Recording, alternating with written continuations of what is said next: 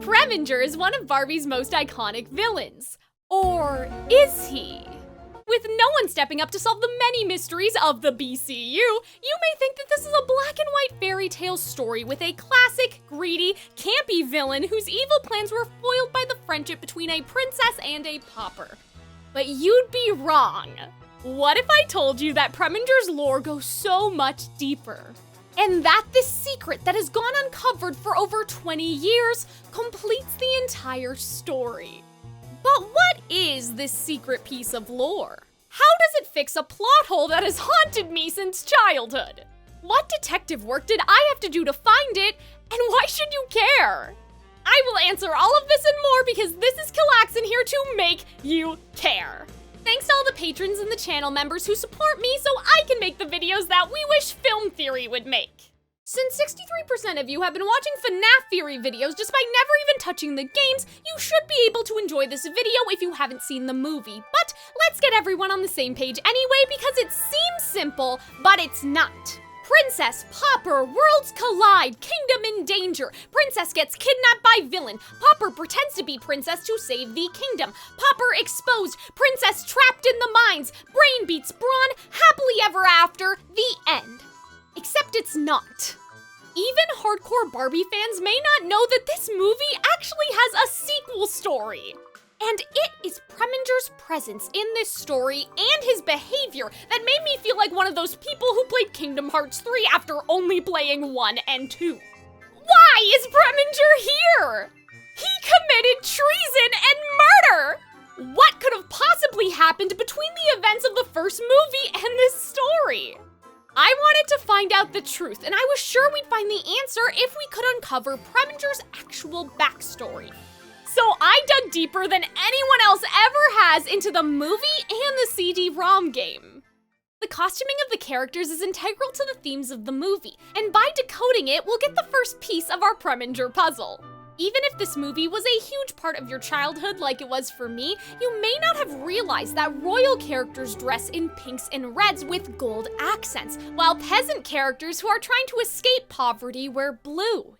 Now, Julian and Erika wear blue like other peasants, but they have special costuming that foreshadows that they will become royal, with Julian having the gold trim on his vest and Erika having pink in her dress from her heart down to the bottom of her skirt, representing how she has always had the heart of a princess.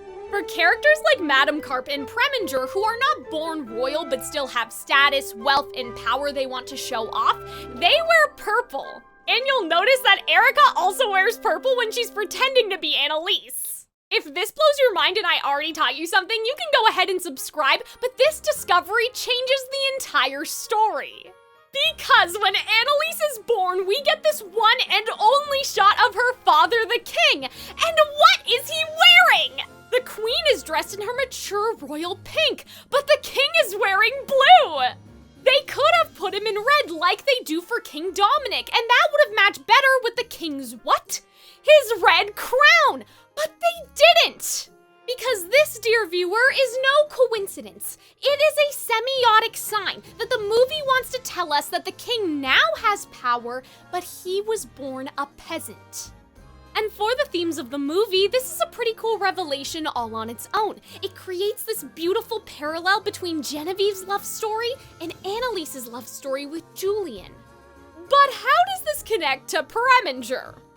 Thanks to Julian's dialogue, we know that there are multiple families living in a house together, but they don't even get the whole floor. He lived in a room on the 3rd floor to the left. So based on this, our understanding that even the poorest peasants still receive an education, how tiny the kingdom is, and the ages of Preminger, Genevieve, and the king, it seems pretty unlikely that the peasant king and Preminger would have never met. I believed that not only did they know each other, but that they were a lot closer than the movie lets on, but I still needed a lot more evidence first. When it comes to the king, Preminger, and Genevieve having a deeper relationship, I thought the answer may be found by solving another mystery that has always drove me crazy. There is a corridor that is almost always closed off, except for when we see the queen think about her troubles at the beginning of the movie.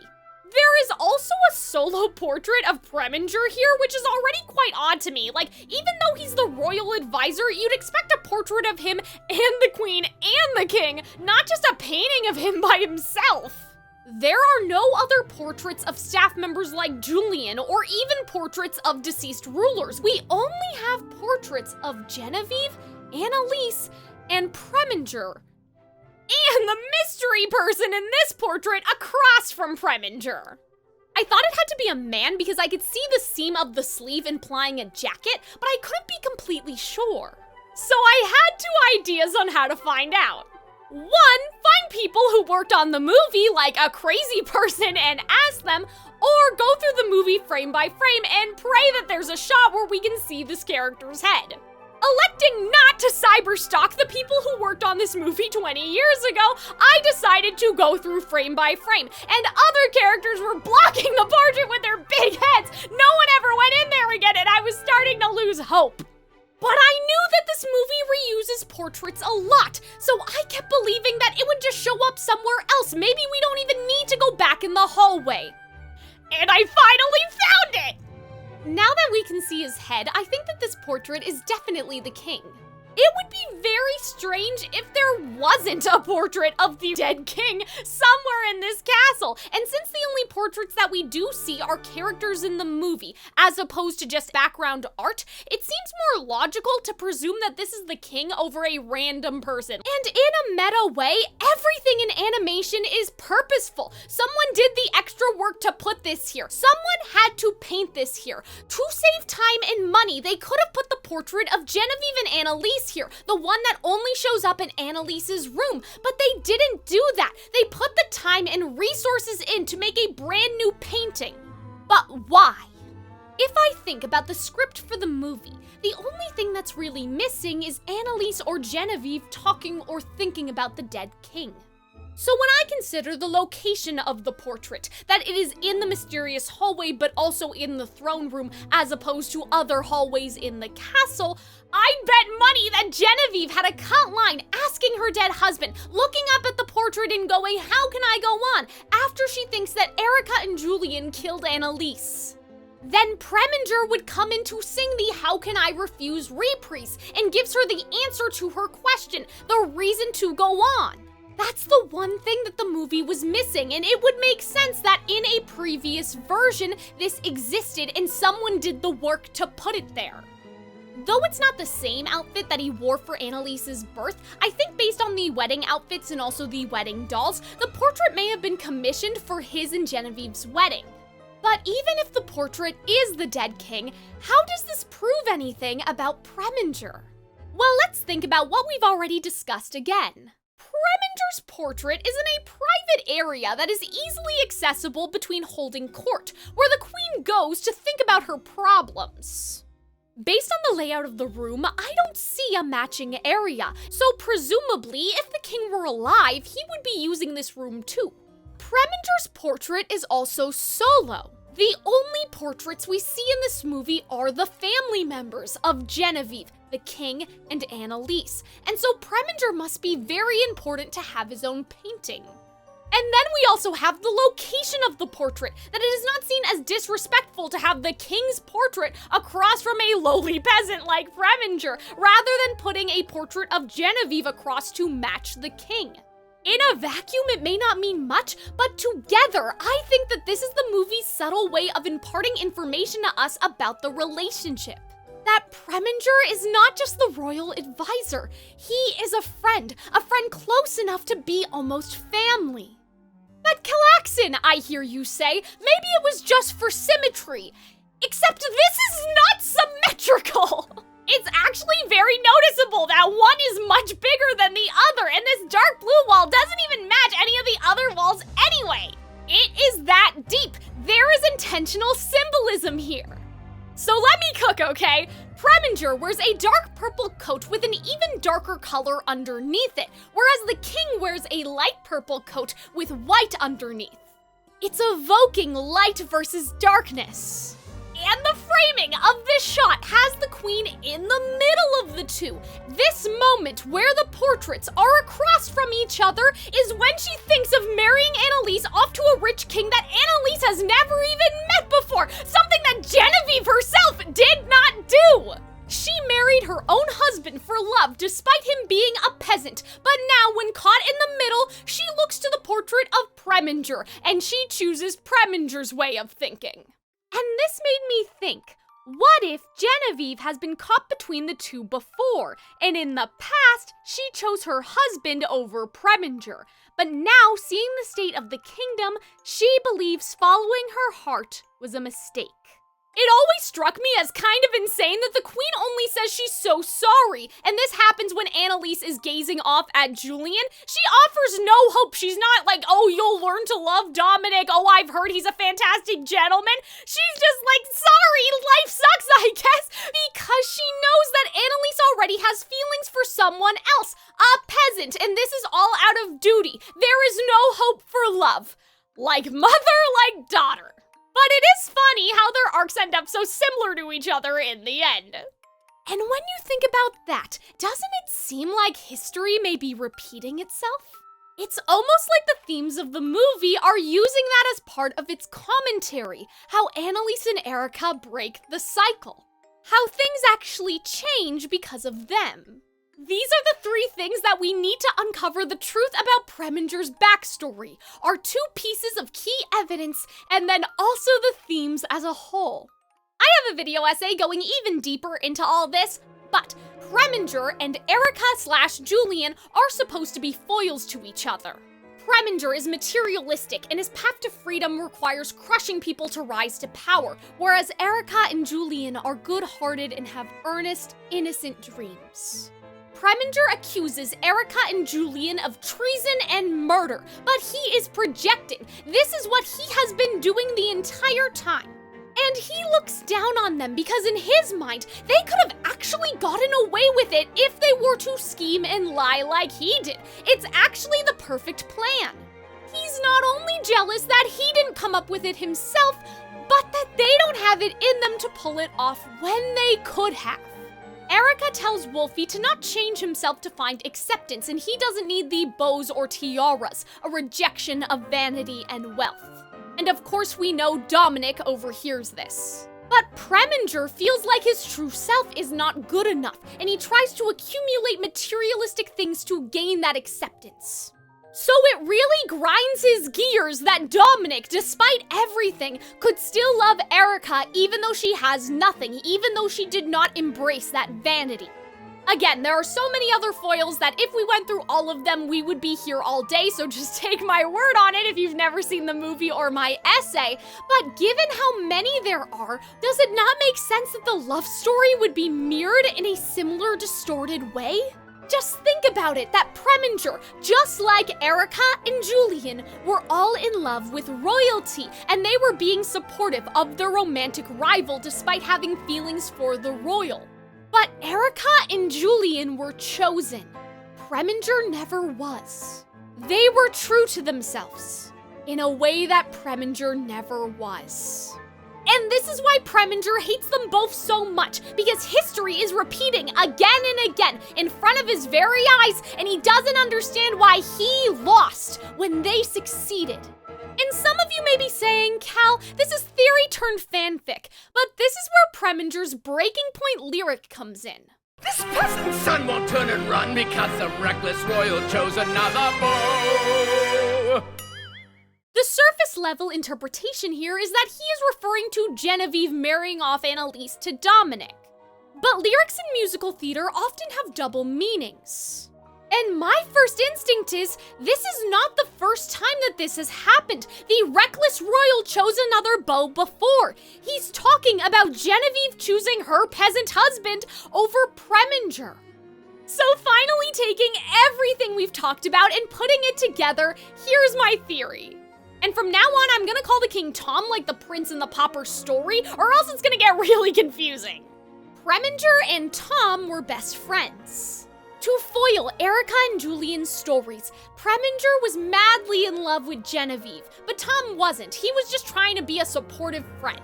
In that sense, it is a reversal, because Julian is trying to be a supportive wingman when Anneliese is forced to marry Dominic. Now, like Erika with Dominic, Tom was genuine, whereas Preminger tried to act posh and arrogant. He always wore this mask. What good is being a peasant's son, after all? Peasants don't marry princesses. Queens marry people with wealth and status and power. Even though Tom was trying to put Genevieve and Preminger together, Genevieve ended up falling for Tom. Because Tom had no ulterior motives. There were no lies, there were no pretenses. He was genuinely just trying to get to know the queen. Of course he wanted to help his friend, just like Erika wants to help Anneliese, but that doesn't mean that the time they spent together means any less. They still made a genuine connection because Tom didn't care that Genevieve was the princess or that she had all this money. He was just treating her like a normal person, while also trying to squeeze in how great Preminger's ideas were to help the peasants, which they genuinely were. When Genevieve chooses Tom over Preminger, Preminger feels cheated. He feels like that this was Tom's plan all along. To steal Preminger's ideas and take them back to the queen and claiming them all as his own. So now Preminger feels hurt by Tom and Genevieve. Preminger feels like Tom just used him to get ahead. But Tom is still Preminger's only friend. And Tom's relationship with the queen allowed Preminger to rise up, to have opportunities he wouldn't have otherwise. So despite feeling unloved and alone, he tolerates it. Erika gained new friendships through her story, but Preminger's friendships were frayed. Here's something else to note. In the opening, they say that Preminger is going away on a long journey, and no one is suspicious of this at all. Not even Julian, who is up his ass half the time, so I'm gonna presume that this is normal. This is something that the narrative does not need to justify, and if that is true, we get another foil to Erika's story. Anneliese pays off Erika's debt as thanks for everything that Erika did for her, and now Erika can travel the world. I think Tom did a similar thing for Preminger. And that's why it's not suspicious that Preminger is going on a long journey. He's done it before. And I think as an opposite to Erika, who went on this journey to follow her dream, Preminger went on this journey for a very shallow reason. He wanted to finally be seen as worthy in Genevieve's eyes. So he's out there becoming worldly and making connections and learning about Charlemagne, apparently, because despite the fact that Genevieve had already chosen Tom over Preminger, Preminger isn't one to give up. His entire song is about that. So if he could only amass wealth and connections and spend time in the other courts and become more cultured, she'd have to love him eventually, right? Despite the bitterness that Preminger had for Tom, he knew that Tom was an important relationship to keep healthy, so they wrote back and forth. Maybe even Tom would ask him for advice, and Preminger, though he wasn't the royal advisor yet, would give it. And this is how I'm solving another mystery, because Preminger says, for 10 long years I've had to pay my dues, and I always thought that that was odd. It wouldn't line up with her marrying Tom, and it wouldn't even line up with Anneliese's birth or anything like that. Like, you think that those are the two times that maybe a new royal advisor would be brought in outside of the queen's coronation itself, which is still too early in the timeline to match that 10 long years? So what happened to the last royal advisor?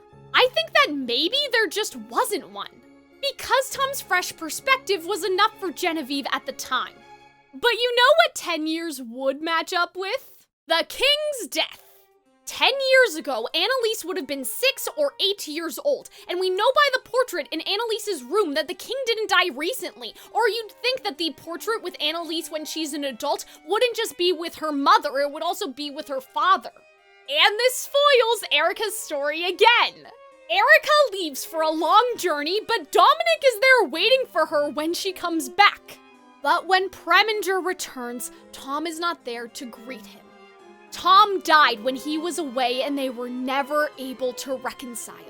But with the queen grieving and Preminger now more well-traveled, more educated, and again, Tom's best friend, he is in the perfect position to leverage himself as the advisor. Preminger says, "Let us carry on Tom's work and his legacy. Let me step in for my dear friend." Now the problem is, Preminger is still not happy because the queen flip-flops between Preminger, I don't know what I'd do without you, and then just making decisions on a whim without consulting him or even thinking about it. And on this topic, Preminger has a very interesting line. And how would you get to be king? Still underestimating me. Isn't that just like a royal? This is not about just Anneliese underestimating him. She is underestimating him because she is royalty. That's what royals always do. And there is only one other royal that Preminger would be referring to. I think the topic of marriage has come up and Genevieve has rejected him again. Genevieve believed that Tom would make a good king and a good husband, but after all this time, she does not see that in Preminger. And this infuriates Preminger because after everything that Preminger has done, how could Genevieve still see him as inferior? Now, in reality, it is just that Genevieve does not love Preminger. You cannot force that, but Preminger does not know that. He thinks the rejection in present day is still because the queen sees him as a lowly peasant, that Preminger is still not good enough for her, and that she is still underestimating him. We don't know whether it's miscommunication or just insecurity, that Preminger knows that love is the reason, but he will never accept it. We don't know. But this is why, despite his position as royal advisor and all the money and all the influence that comes with it, he still wants more. And it's not enough to have more. He does not dig the gold out of the mine so he can be rich and flee and move to a seaside villa or something like that. He is doing it so Genevieve has no other option, that Preminger will finally have to be good enough. 'Cause there are no better options. Giving further evidence to this, I've always found this lyric in the reprise really suspicious. But to give me some incentive, there's just one thing I require, and it's something that you never even use. And it's nothing that inventive, just the one thing I desire. This simple crown, yes, how could I refuse? Inventive as in having the ability to create or design new things or to think originally. This is not an original or a new thought. This is not something that the queen is hearing for the very first time. It's the one thing he has always desired, and she knows it. They have talked about it before.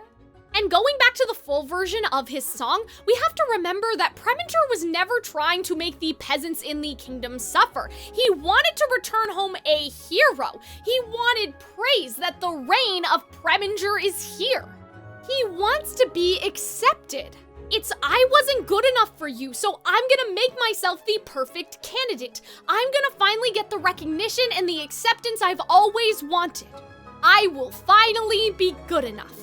He doesn't truly care about Anneliese. Anneliese is symbolic of him succeeding where he failed with Genevieve. And it's still weird, but anyway. Now I know what you're thinking. Does this theory, using the symbolism and the thematic foils that the movie already has, prove that Preminger isn't a villain? But this is the big twist. Remember, that was never the question.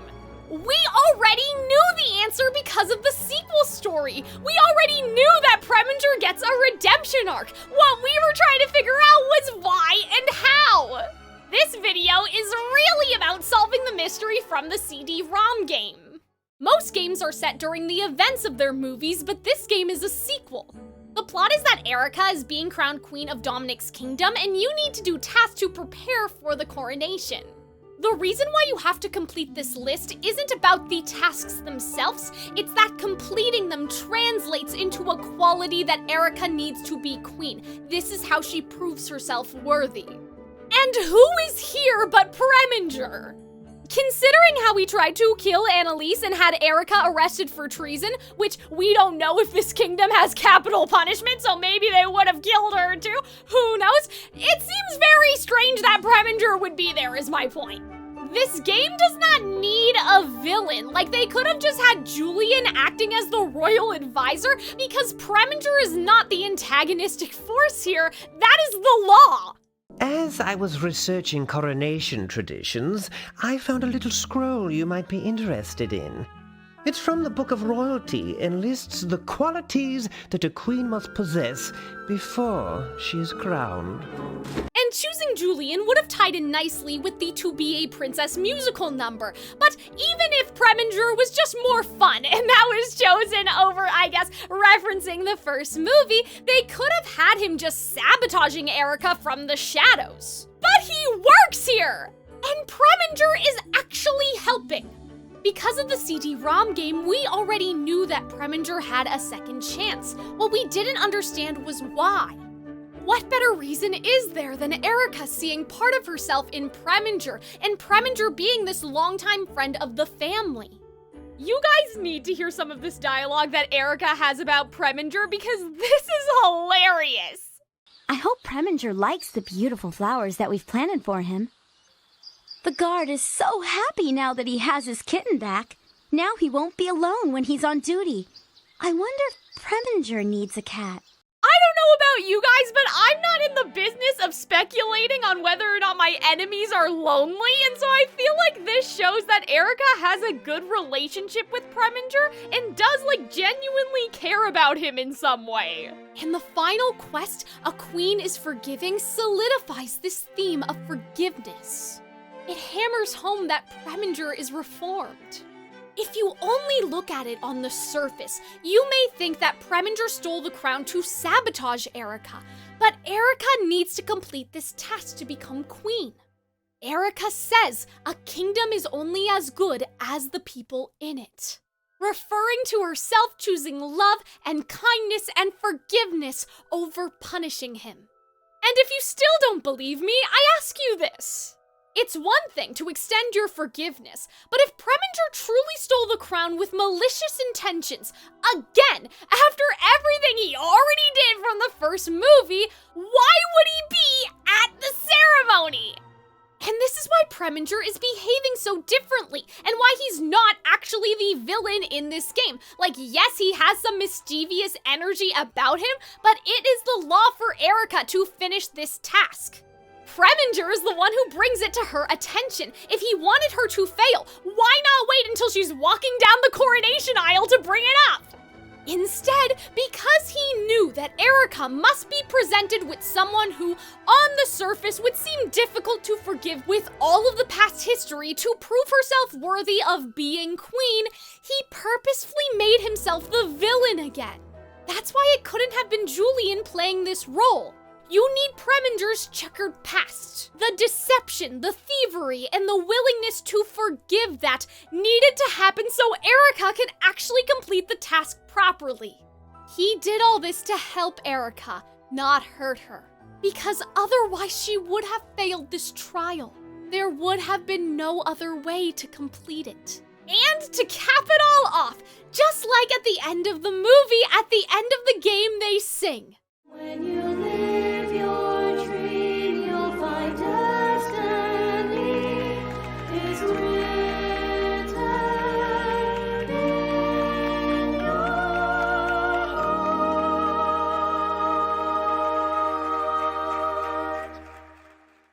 Preminger gets to begin again, because he can now believe in Erika and Anneliese's goodness. That the world doesn't need to be this way. That Erika and Anneliese trusted each other, where Tom and Preminger failed that same test of trust. Now Preminger can be true to himself. He can follow the goodness that was always in his heart. This theory is the missing piece that bridges the movie and the CD ROM game together, and through that, finally, thematically, we get the complete story. Erika and Anneliese don't just ride into the sunset and forget about everyone who was suffering. Unlike Genevieve, Anneliese is a capable queen who will genuinely change the lives of the peasants by being involved, not just hiding within the comforts of the castle. And Erika is a peasant who is able to become queen and break the social hierarchy.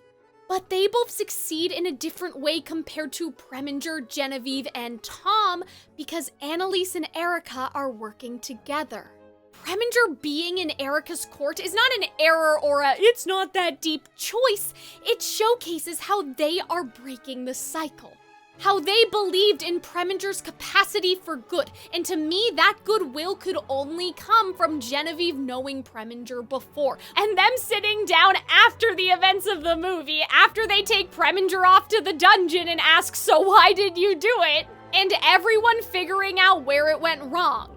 Because Genevieve knew Preminger back then, that yes, he tried too hard to impress others, but he wasn't a murderer. She knew him when he was less cynical and less jaded. So how did that happen? Because he thought that his one friend betrayed him. Clearing all of that up, we can see Preminger for who he truly is. That deep down, all he wanted was what we all want. Love and acceptance. And the choice to give Preminger a second chance is what completes the movie thematically. Everyone is always free to begin again, even Preminger. Because of the unity and the understanding of our main characters, we break the cycle that led Preminger down this dark road in the very first place. But that's just a theory, a Barbie theory! Thanks for watching! This has been Calxiyn caring way too much, and if now you care too, we don't need to say goodbye. You could watch this video about the entire movie, analyzing all of the themes that people don't think about because it is that deep, or you can check out my song analysis for How Can I Refuse because Preminger's song is a masterpiece. Let's go and I'll meet you there.